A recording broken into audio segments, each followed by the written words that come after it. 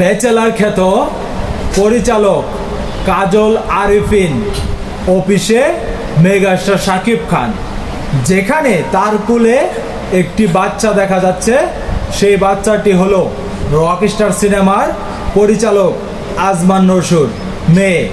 যেখানে ধারণা করা হচ্ছে এই ছবিটি, যতটুকু জানা গিয়েছে, এটি আজকের একটি ছবি, যেখানে কাজল আরিফিনের অফিসে মেগাস্টার শাকিব খান, এমনকি রকস্টারের পরিচালক আজমান রসু, সেখানে হয়তো রকস্টার সিনেমা নিয়ে কিছু গোপন কথা তারা সেরে ফেললেন।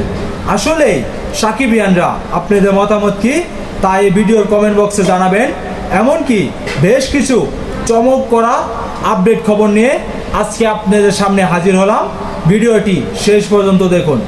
যেখানে জানা যাচ্ছে মেগাস্টার শাকিব খান এখন ব্যাচেলার পরিচালকের সাথে যোগাযোগ করতে যাচ্ছে, এমনকি সেখানে তাদের মধ্যে একটি মিটিং চলেছে। সেই মিটিংটি হয়তো মেগাস্টার শাকিব খানের যে রকস্টার সিনেমাটি রিলিজ দেওয়া হবে সেই বিষয় নিয়ে হয়তো আলোচনা চলছে।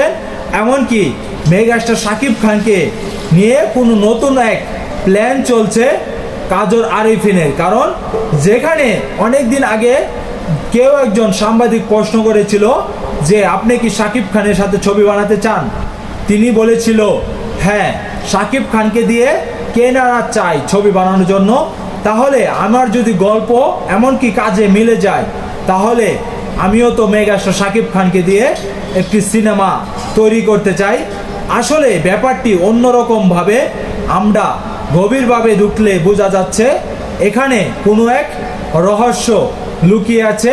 হয়তো এই রহস্যের জট কিছুদিন মধ্যেই আমরা প্রকাশ্যে আসতে পারবে। কারণ যেখানে আজকে জানা যাচ্ছে যে কি তাদের মধ্যে কথা চলেছে, তা জানতে না পারলেও কিছুক্ষণ পরে হয়তো বোঝা যাবে এখানে কি নিয়ে তাদের কথা চলেছে।